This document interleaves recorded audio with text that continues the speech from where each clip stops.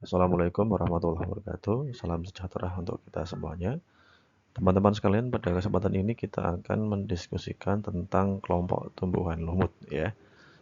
Di sini saya menuliskannya Bryophytes. Yang betul Bryophytes atau Bryophyta? Ya, nanti kita akan lihat ya. Baik, sebelum jauh ke depan, kita lihat dulu ya. Kenapa kok kita perlu membahas lumut gitu ya?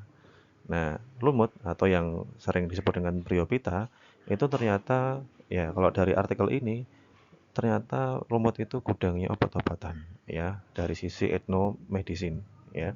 Jadi yang sering kita lihat, mungkin sering kita injak ya karena atau sering kita bersihkan itu ternyata eh, setelah diteliti ya lumut itu memiliki manfaat ya sebagai obat-obatan bagi kita. Tentu kalau dari sisi lingkungan juga pasti memiliki manfaat ya, dan ternyata juga lumut itu memiliki manfaat juga bagi kita sebagai manusia. Nah, sehingga penting kita untuk mengkaji ini. Yang pertama kita akan melihat ya karakteristik ya dari lumut ya. Nah, lumut itu merupakan tumbuhan bertalus ya. Jadi nampak struktur seperti daun, batang, dan akar. Seperti artinya apa? Bahwa lumut itu ya itu belum memiliki daun, batang, dan akar sejati. Maka kemudian masuk di dalam kelompok tumbuhan talus. Ya, tidak memiliki jaringan pembuluh, ya, belum memiliki phloem xilem, belum memiliki. Kemudian sistem penyerapan nutrisi itu menggunakan rhizoid. Ya, jadi belum akar tapi disebut dengan rhizoid yang mirip dengan akar. Nah, ini gambar yang menunjukkan eh, evolusi ya, teori evolusi dari tumbuhan bahwa tumbuhan itu dulu katanya berasal dari alga hijau yang kemudian semakin mengalami evolusi dan terbagi menjadi 3 jenis ya, kelompok makhluk hidup. Ada tumbuhan non-vaskuler ya, ada tumbuhan seedless vascular plant ya, atau tumbuhan tidak berbiji tapi sudah berpembuluh. Ada tumbuhan seed plant ya, dia berbiji dan juga berpembuluh. Nah, tumbuhan lumut itu inilah ya, dia tumbuhan yang non-vascular plant. Ya, belum memiliki jaringan vaskuler, jaringan pembuluh dan tentu tidak memiliki seed ya, tidak memiliki biji. Kemudian secara habitat, lumut ini dia berada di tempat yang lembab ya, lembab, teduh dan bersuhu relatif rendah dengan kelembapan ya, kelembapan yang cukup. Ya, maka kita jumpai beberapa tempat-tempat yang lembab dan yang tidak tidak terlalu panas ya, bersuhu rendah itu banyak dijumpai lumut ya. Kalau kita lihat misalkan ada tempat yang dinaungi pohon gitu ya. Nah, bawahnya itu pasti ada kebanyakan ada lumutnya ya. Kalau tempat-tempat yang langsung terkena terik matahari itu biasanya itu ada atau mungkin sedikit gitu ya. Ya. Kemudian dari fase kehidupannya, lumut ini memiliki 2 fase ya, fase gametofit atau N haploid ya, yang lebih dominan ya dari fase sporofit ya 2N. Jadi lumut yang kita sering lihat itu di tempat-tempat itu yang seperti daun gitu ya. Kalau lumut daun itu yang hijau-hijau itu adalah fase gametofitnya, N-nya, haploidnya ya. Nah, fase sporofitnya itu adalah ini ya, mungkin kalau teman-teman lebih cermat itu kan ada kayak semacam ini ya, bentuk seperti ini ya. Ada panjang, kemudian di atas ada kayak bulatan ini ya. Nah, ini fase sporofitnya yang menghasilkan spora. 2N-nya ini. Nah, yang hijau ini adalah fase gametofitnya, fase N gitu ya. Ya. Nah, agar lebih jelas kita lihat di sini perbandingan antara tumbuhan tingkat tinggi ya, ini tumbuhan berbiji ya, yang sebelah kiri, yang sebelah kanan ini adalah eh, tumbuhan lumut ya. Nah, jadi kalau tumbuhan berbiji itu fase sporofitnya itu yang kita lihat itu ya. Ada akar, daun, batang itu adalah fase sporofitnya. 2N-nya itu yang gede itu ya kalau yang pada tumbuhan tingkat tinggi. Tapi kalau pada tumbuhan lumut, sporofitnya itu yang tadi ya, dia yang kecil itu ya. Yang kayak jarum-jarum itu ya, jarum ada kayak jarum pentol itulah gitu ya. Nah, itu fase sporofitnya. Sedangkan yang mirip daun ya, lumut bagian lumut yang mirip daun itu yang apa namanya kayak rumput gitu ya. Nah, itu fase gametofitnya. Nah, fase gametofit pada tumbuhan tingkat tinggi itu adalah bunganya itu sendiri. Jadi berbeda ya. Kalau pada tumbuhan tingkat tinggi, yang dominan kelihatan adalah fase sporofitnya 2N. Kalau pada tumbuhan tingkat rendah, eh, terutama ini pada lumut, yang dominan kelihatan adalah fase gametofitnya. Sedangkan sporofitnya itu kecil ya, kelihatan kecil gitu, atau tidak ada sesuai dengan siklusnya. Kemudian kita lihat di sini ya, ini tentang siklus hidup ya. Jadi siklus hidup dari apa lumut tadi ya, itu ada gametofit dan sporofit ya. Ini jadi pertama kita lihat bahwa ini apa kapsul ini ya, kapsul ini tadi sporofitnya, di dalamnya ada spora. Ya, spora ini kemudian ada yang berkembang menjadi apa ini ya. Nah, male gametofit, gametofit jantan, ada spora yang berkembang menjadi female gametofit atau gametofit betina.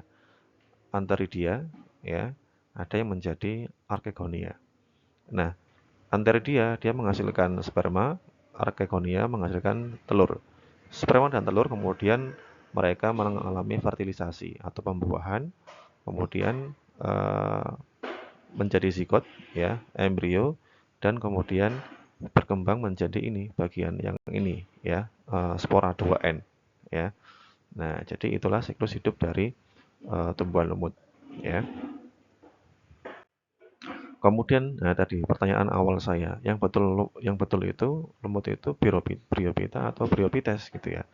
Nah, ternyata ya kalau kita lihat di sini lumut ya yang dulu dikenal dengan nama bryophyta, nah ini sekarang sudah berubah ya, berubah kelompoknya menjadi bryophytes. Nah, perubahan ini itu terjadi karena ternyata bryophyta itu ya pada klasifikasi lama digunakan untuk menyebutkan seluruh kelompok lumut secara umum.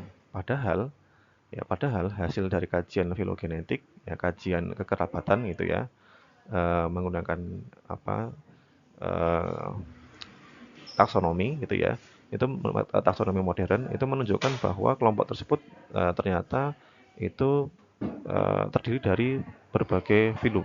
Ada Markanthiophyta atau lumut hati, Bryophyta sendiri, ya lumut daun dan Anthocerophyta atau lumut tanduk.